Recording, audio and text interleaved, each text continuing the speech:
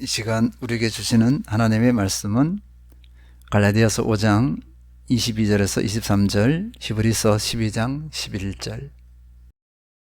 오직 성령의 열매는 사랑과 희락과 화평과 오래 참음과 자비와 양선과 충성과 온유와 절제니 이 같은 것을 금지할 법이 없느니라. 무릇 징계가 당시에는 즐거워 보이지 않고 슬퍼 보이나 후에 그로 말미암아 연단받은 자들은 의의 평강의 열매를 맺느니라. 오늘은 성령의 열매, 화평에 대해 나누도록 하겠습니다. 우리는 자주 이런 질문을 합니다. 이렇게 풍요하고 잘 먹고 잘 사는데 왜 이리 스트레스가 많은 거야? 이미 답을 알고 있음에도 푸념하듯이 질문하는 것입니다. 스트레스에서 벗어나고 싶다는 소망이 담겨져 있습니다. 스트레스는 적응하기 어려운 환경이나 조건에 처할 때 느끼는 정신적, 신체적 압박이나 긴장 상태를 의미합니다. 이 단어는 한국인이 자주 사용하는 외래어 중에서 1위입니다. 우리는 스트레스라는 단어를 입에 달고 다닌다 해도 과언이 아닙니다. 스트레스의 원인은 일, 학업, 인간관계, 재정 등의 문제가 있을 때 일어납니다. 그래서 이것을 외부적인 요인이라고 합니다. 그리고 자신에 대한 과도한 기대, 또 완벽주의적인 성향, 또 부정적인 생각에 사로잡혀 있으면 이런 스트레스를 많이 받습니다. 이것을 내부적인 원인이라고 합니다. 스트레스는 만병의 근원이라고 합니다. 신체적으로는요, 두통, 피로감, 소화문제, 불면증 등이 있습니다. 정신적으로는 집중력 저하, 기억력 감퇴, 정서적 불안, 우울증, 짜증 등으로 나타납니다.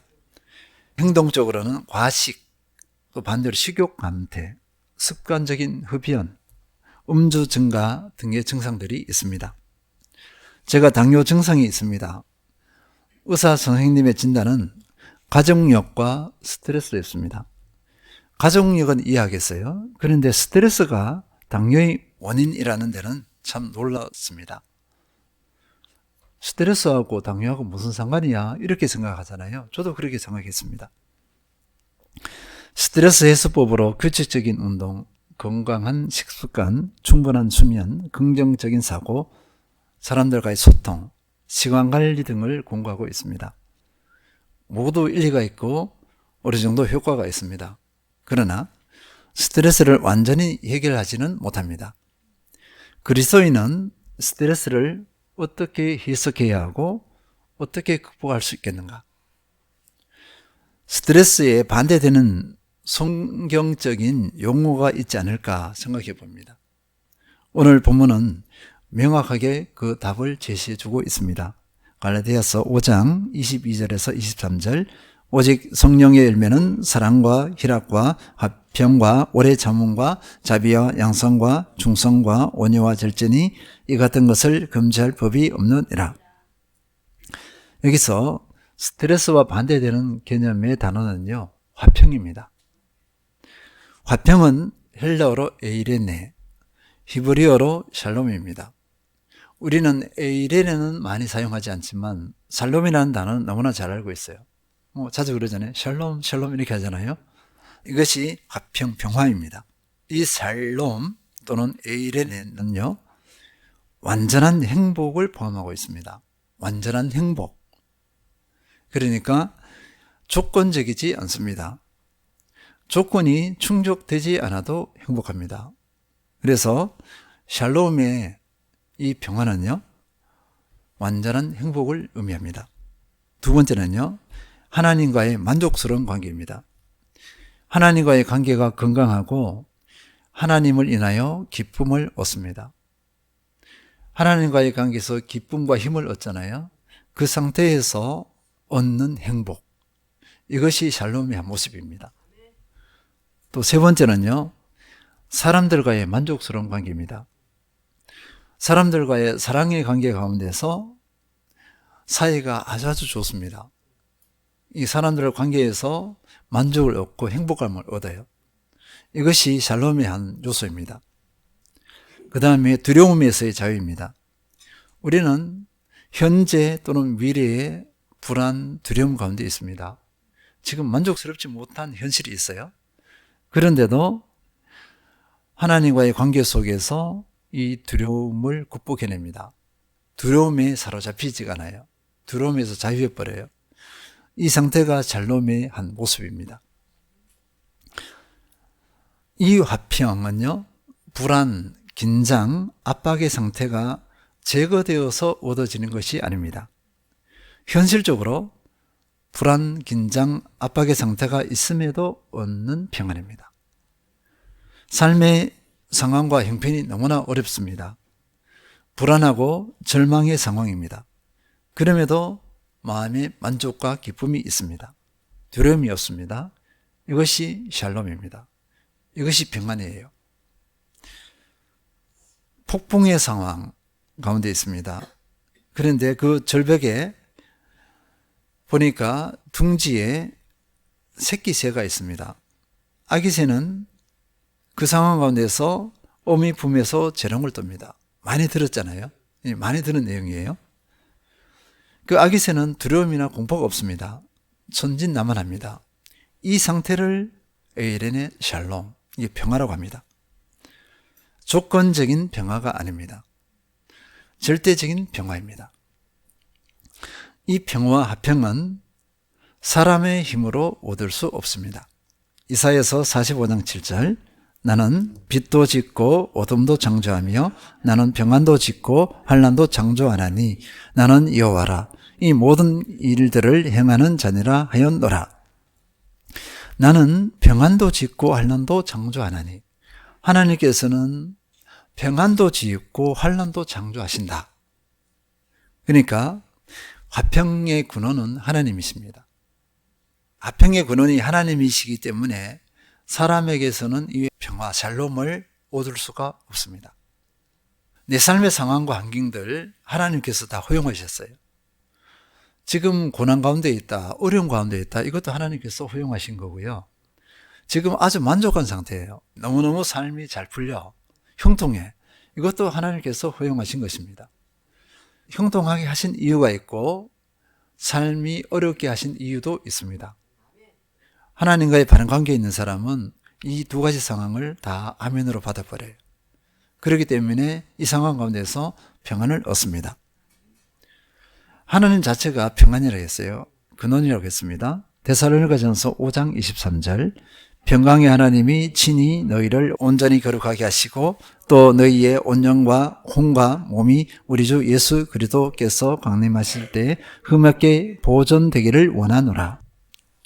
우리 믿음의 사람이 거룩하게 되는 것, 영과 혼과 몸이 우리 예수님께서 다시 오실 때 흠없게 보존되는 것, 그 근거를 어디에 뒀을까요? 평강의 하나님입니다. 이 평강의 하나님의 그 평강의 속성으로 인해서 우리를 그렇게 온전케 하신다, 이렇게 말씀하고 있어요. 하나님은 평강의 하나님이십니다.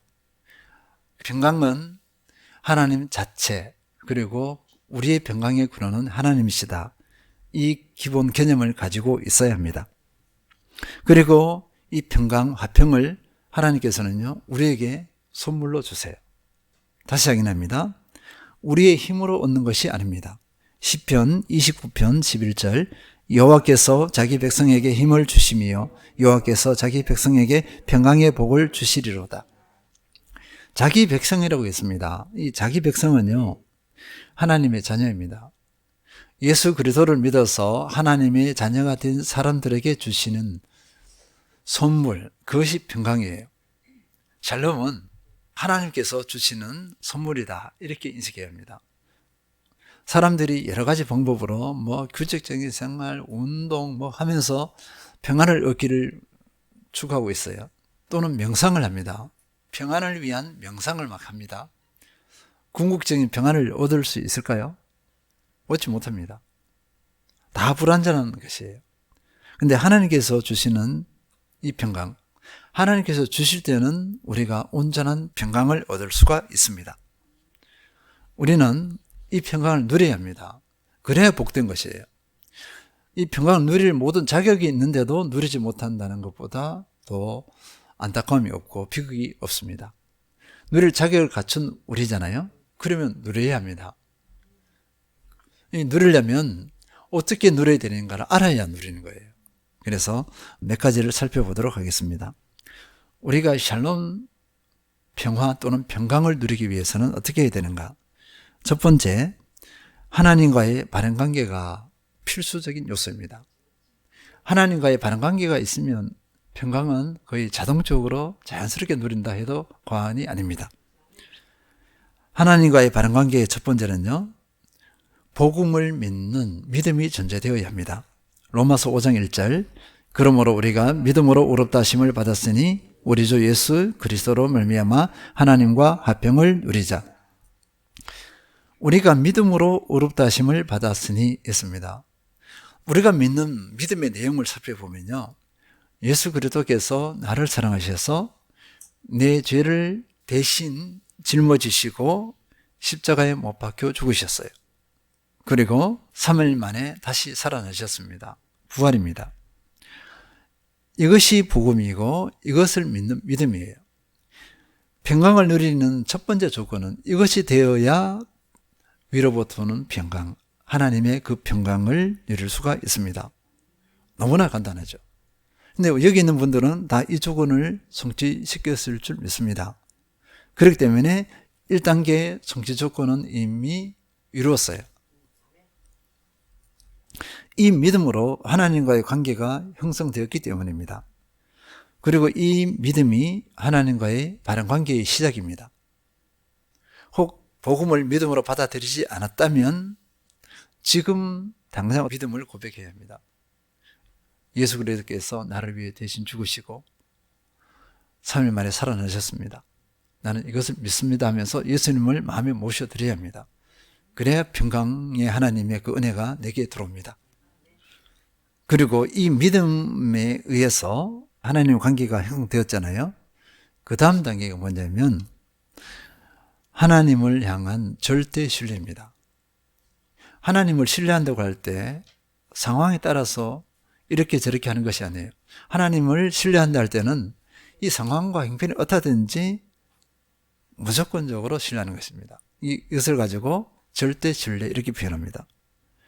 우리의 인생길, 내게 닥쳐진 현실을 바라보시기 바랍니다. 우리가 자주 부르는 찬양이 있어요. 금요시면 때 부르는 찬양을 보면요, 폭풍 속을 걷고 있다 이런 표현이 있어요. 비바람을 맞이하고 있다 이런 표현이 있고요, 빛조차 보이지 않는다, 절망적인 상황이다 이런 가사 내용이 있습니다. 그런데 그 다음 가사가 뭐냐면요, 믿음의 사람은 혼자 걷지 않는다 이 표현이에요. 그 절망적인 상황 안에서 혼자 걷지 않는다. 하나님께서 함께 하신다. 나를 가장 잘 아시고 나의 최선이 무엇인지 아시는 하나님께서 완전하신 계획으로 나를 이끄신다. 이것에 대한 신뢰입니다.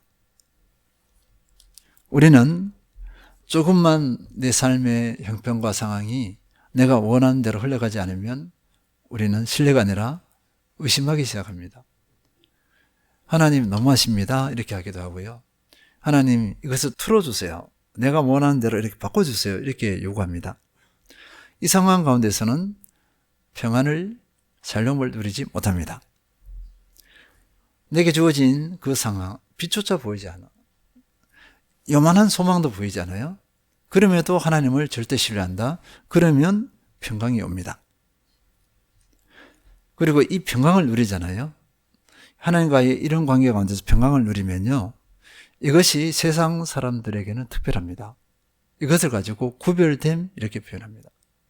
내가 하나님 안에서, 그리스도 안에서 평강을 누리는 것 그 자체로 이미 전도가 시작되어져요. 세상에 선한 영향력을 미칩니다. 왜냐하면 세상 사람들은 이 평강을 누리지 못하기 때문입니다. 이 평강의 세계를 몰라요. 그렇기 때문에 놀라서 우리를 바라봅니다. 우리는 그리스도 안에서 하나님을 절대 신뢰함으로 이 평안을 누려야 합니다. 빌립보서 4장 6절에서 7절 아무것도 염려하지 말고 다만 모든 일에 기도와 간구로 너희 구할 것을 감사함으로 하나님께 아뢰라. 그리하면 모든 지각에 뛰어난 하나님의 평강이 그리스도 예수 안에서 너희 마음과 생각을 지키시리라. 하나님의 평강이 그리스도 예수 안에서 너희 마음과 생각을 지키시리라. 그래서 하나님의 평강을 누리는 그 은혜를 말씀하고 있어요. 이게 7절이고 6절에서는 이 하나님의 평강을 어떻게 누리는가 비결을 보여주고 있습니다.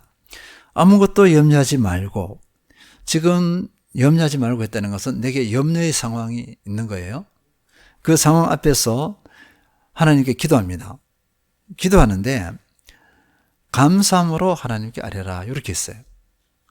내 상황이 너무나 어려운 상황이에요. 도저히 받아들일 수 없는 상황, 절망적인 상황인데 이 상황을 가지고 하나님께 나가서 어떻게 해야 하냐 하면요, 감사함으로, 이 상황을 가지고서 감사함으로 하나님께 아뢰라고 했어요.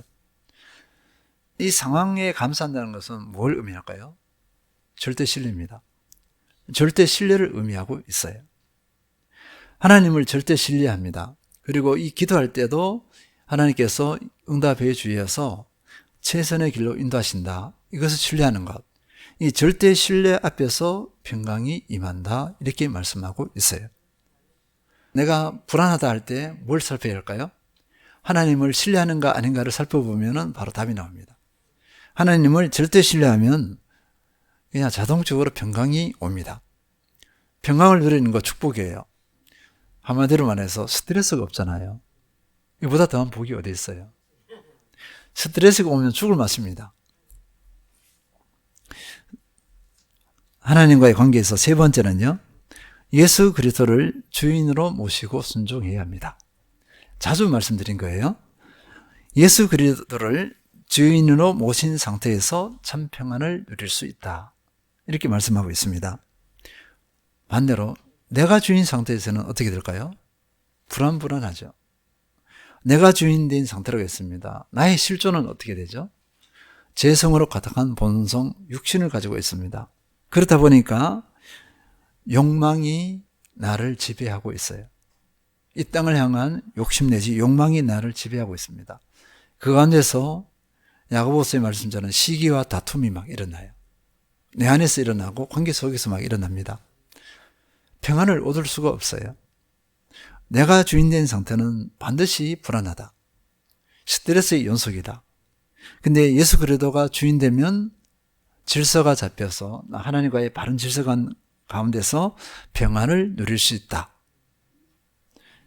이것이 하나님께서 우리에게 허락하신 삶의 질서입니다. 내면의 질서예요. 예수 그리스도를 주인으로 모시는 것에 대해서 우리가 자존심 상해하면 안 됩니다. 우리는 그런 경우가 너무나 많아요. 내가 주인 되고 내가 대장 되려는 그 속성이 정말 강해서 날마다 평화를 못 누리고 스트레스 받는 상황임에도 불구하고 예수님을 주인 삼기를 싫어하는 경우가 많아요. 우리 모두가 그랬습니다. 이 인생의 본성이에요. 어떻게든 내가 주인 되어서 나를 드러내려고 하는 것이 사람의 본성이에요. 평안을 누리지 못합니다. 나를 쳐서 복종시게 됩니다. 예수 그리스도를 주인으로 삼고 순종하는 것, 이것이 평안의 비결입니다. 하나님 관계, 기본적으로 이런 관계가 되어야 평안을 누릴 수 있습니다. 이제 사람과의 관계를 보겠습니다. 사람과의 바른 관계가 되어야 평안을 누릴 수 있다. 하나님께서는요, 하나님의 평화가 사람과의 관계 속에서도 이루어지기를 원하십니다. 사람과의 관계 속에서 평화를 만드는 사람을 피스메이커 이렇게 표현합니다. 반대로 사람과의 관계에서 평안을 만들지 않고 분쟁을 일으키는 사람을 트러블 메이커 이렇게 표현합니다. 우리는 어떤 사람으로 부름받았죠? 피스메이커로 부름받았습니다. 야고보 사도는 평화를 만드는 것이 어떤 속성인지를 분명히 밝히고 있습니다. 야고보서 3장 17절 오직 위로부터 난 지혜는 첫째 성결하고 다음에 화평하고 관용하고 양순하며 긍휼과 선한 열매가 가득하고 편견과 거짓이 없나니 오직 위로부터 난 지혜, 하늘로부터 온 지혜 속에 뭐가 있어요? 화평하고 이렇게 있습니다. 여기서 화평하고는요, 명사가 아닙니다. 이거는 동사입니다. 화평하게 하다입니다. 화평하게 하다. 그러니까 화평하게 하다는 하나님과 나의 관계가 아니라 사람 대 사람의 관계입니다. 사람과의 관계 속에서 화평을 이루는 사람이 되어야 한다. 이것을 말씀하고 있습니다. 우리의 현실을 살펴보겠습니다. 신앙생활에서 어려움 중에 하나가 무엇일까? 그 중에 하나가 관계가 좋지 않은 것입니다. 말씀도 좋아요. 기도도 좋습니다. 은혜를 받습니다. 예배 너무나 좋아요. 이렇게 표현해요. 만족할 만합니다. 전도도 좋아요. 전도하니까 힘을 얻어요 하고 열매를 맺으니까 너무 기뻐요. 이렇게 하거든요. 그런데 누구가 싫다. 눈에 거슬리고 저 사람 때문에 신앙생활이 힘들다. 저 사람 때문에 교회에 나오고 싶지 않아요. 교회 떠나고 싶어요. 저 사람만 없으면 괜찮을 것 같습니다. 의외로 많은 분들이 이 올무에 걸려 있습니다. 어떻게 해석해야 하겠습니까? 원인은요, 저 사람이 아니고 나입니다. 나. 그 사람을 사랑하지 못했습니다. 그 사람 앞에 겸손하지 못했어요. 그 사람을 존중하지 못했습니다. 그 사람을 공감하지 못했고 그 사람을 배려하지 못했습니다. 그것 때문에 내가 힘든 거예요. 내가 피스메이커가 아니라 트러블 메이커였기 때문에 힘든 거예요. 평화를 만드는 사람은 사랑합니다. 겸손합니다. 존중합니다. 용납하고 공감하고 배려합니다. 아무나 평화를 만드는 피스메이커 역할을 감당하지 못합니다. 하고 싶어도 안 됩니다. 평화를 만들 만한 속성을 가지고 있어야 피스메이커가 될 수 있습니다. 하나님께서 원하시는 사람과의 관계에서 평화를 만드는 사람이 될 수 있다는 것입니다. 신앙의 연수가 몇 년이나 되었는데 아직 화평에 대해 눈을 뜨지 못했다. 이런 질문을 한번 받아보시기 바랍니다. 신앙의 연수가 몇 년이나 되었는데 아직 사랑에 대해서 눈을 뜨지 못했어요? 신앙의 연수가 몇 년이나 되었는데 아직 존중에 대해 눈을 뜨지 못했어요? 신앙의 연수가 몇 년이나 되었는데 겸손에 대해 아직 눈을 뜨지 못했습니까? 이게 뭐예요? 어떤 삶을 살았기에 아직 이것에 대해 눈을 뜨지 못했습니까? 하는 질문을 받는다면 내가 어떻게 답할까 이거예요. 다시 양해하지만 이런 거룩한 속성들은 마음먹는다고 형성되지 않습니다. 감정으로 형성되지 않는다는 것입니다. 감정이 올라갈 때는요, 이미 다 이룬 것 같고 뭐든 할 수 있을 것 같습니다. 그런데요, 현실 앞에서 무참히 무너집니다. 우리가 은혜를 받을 때 이런저런 결단을 합니다. 그런데 돌아서면 언제 결단했냐는 식이 많습니다. 감정으로 했기 때문에 그렇습니다. 어떤 사람은요, 말 한마디에 분이 폭발합니다. 지금까지 쌓아온 모든 것을 허물어뜨려 버립니다. 관계 속에 있어 화평은요, 내가 원하는 대로 또는 감정으로 되지 않고 다른 과정이 필요합니다. 히브리서 12장 11절 무릇 징계가 당시에는 즐거워 보이지 않고 슬퍼 보이나 후에 그로 말미암아 연단받은 자들은 의와 평강의 열매를 맺느니라. 징계를 받습니다. 징계, 이거 훈련이거든요. 그리고 이 징계를 통한 연단, 그 결과가 평강, 평안 이렇게 되어집니다. 샬롬이 되어집니다. 징계가 당시에는 즐거워 보이지 않고 슬퍼 보이나 했습니다. 이 징계 훈련을 즐거워하는 사람은 많지 않아요. 힘듭니다. 내면의 이 품성이 훈련을 통해서 다듬어져야 하나님의 성품으로 형성되어질 수 있습니다. 그리스도의 성품으로 형성이 되어집니다. 그래서 하나님께서는 우리에게 뭘 주신다고요? 훈련의 상황을 주세요. 고통을 준다든지 어려움을 준다든지 합니다. 지금 내게 관계가 어렵다. 저 사람이 마음에 안 들어. 부딪혀. 그렇다면 이것은 뭐죠?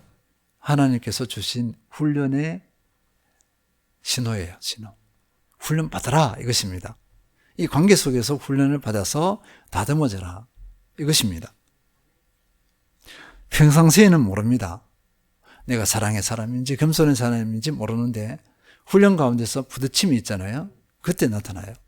내 존재가, 내 실체가 드러납니다. 드러나야 되거든요. 드러나야 내가 그것을 알고 바꾸려 하고 또 부담감을 가집니다. 내가 이런 존재여서 나는 사랑의 사람으로 알았는데요. 이 훈련 가운데서, 상황 가운데서 나타나는 모습이 사랑이 아니에요. 이때 나는 당혹합니다. 그러면서 나를 돌아보게 돼 있어요. 하나님께서는 이것을 원하세요. 훈련의 상황을 주셔서 우리가 나를 돌아보고 나를 알게 하십니다.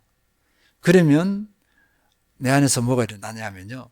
거룩한 부끄러움이 있습니다. 거룩한 부끄러움이 일어나요. 그리고 부끄러워하는데 이것을 계속 품지 않아요. 부끄러우면 이것을 버리려고 합니다. 이 과정이 꼭 필요해요. 그래서 하나님께서 훈련의 상황을 주시고 훈련의 상황을 이겨낸 사람은 평강의 은혜를 덧입어요. 피스메이커로 거듭납니다. 고린도전서 13장 사랑의 특징을 보시기 바랍니다. 13장 4, 5절 사랑은 오래 참고 사랑은 온유하며 시기하지 아니하며 사랑은 자랑하지 아니하며 교만하지 아니하며 무례히 행하지 아니하며 자기의 이익을 구하지 아니하며 성내지 아니하며 악한 것을 생각하지 아니하며 이 특징을 보시기 바랍니다. 이 특징을 보면요. 모두가 어떤 특징이냐면요. 감정으로 이것을 이룰 수 있을까요? 감정으로는 하나도 못 이뤄요. 훈련을 통해서 연단되어져야 이룰 수 있는 내용들입니다. 그래서 우리는 훈련의 과정이 반드시 필요합니다. 그리고 훈련의 과정 안에서 연단되어져서 정말 그리스도의 성품을 닮은 자로 거듭나야 합니다. 그렇게 되어지면 사람들과의 관계가 어떻게 되죠? 트러블 메이커가 아니라 피스 메이커가 됩니다. 세상 사람들은 이렇게 말해요. 저 사람 특별하네. 성숙한 사람이네. 뭔가 다르다. 이렇게 합니다. 이것을 가지고 선한 영향력 이렇게 합니다. 피스메이커 역할만 해도 많은 생명을 살리고 세울 수가 있어요. 그 자체만이라도. 그것을 보고서 나도 예수 그리스도를 믿어봐야 되겠다. 이런 고백을 하는 분들이 생깁니다. 문제는 우리가 특히 그리스도인이 세상 가운데서 피스메이커 역할을 감당하지 못했어요. 그래서 자기 삶의 현장에서 생명을 살리고 세우지 못합니다. 특히 위정자들 중에서 그리스도인, 정치인들의 그리스도인은 특별히 조심해야 합니다. 살피고 살펴서 정말 피스메이커로 거듭나야 돼요. 아니면은 선한 영향력을 끼치지 못합니다. 세상 사람들의 방식으로는 어림도 없어요. 요한일서 4장 11절 우리가 이 계명을 주께 받았나니 하나님을 사랑하는 자는 또한 그 형제를 사랑할지라. 하나님을 사랑하는 사람은 형제를 사랑합니다. 우리 지체인 다른 성도들을 사랑해요. 사랑하는 그 자체가 피스메이커 역할입니다. 우리는 이 사랑의 피스메이커 역할에 능히 승리해야 할 줄 믿습니다. 화평은 샬롬은 말로는 쉽습니다. 그러나 그 말을 한다고 해서 화평이 내 것이 되지는 않습니다. 아주 간단합니다. 하나님과의 바른 관계, 사랑과의 바른 관계가 되어지면 샬롬, 평강을 누릴 수 있습니다. 그리고 피스메이커가 됩니다. 이 평강을 마음껏 누리시는 그 주인공이 되는 모든 성도님들 되시길 축원드립니다.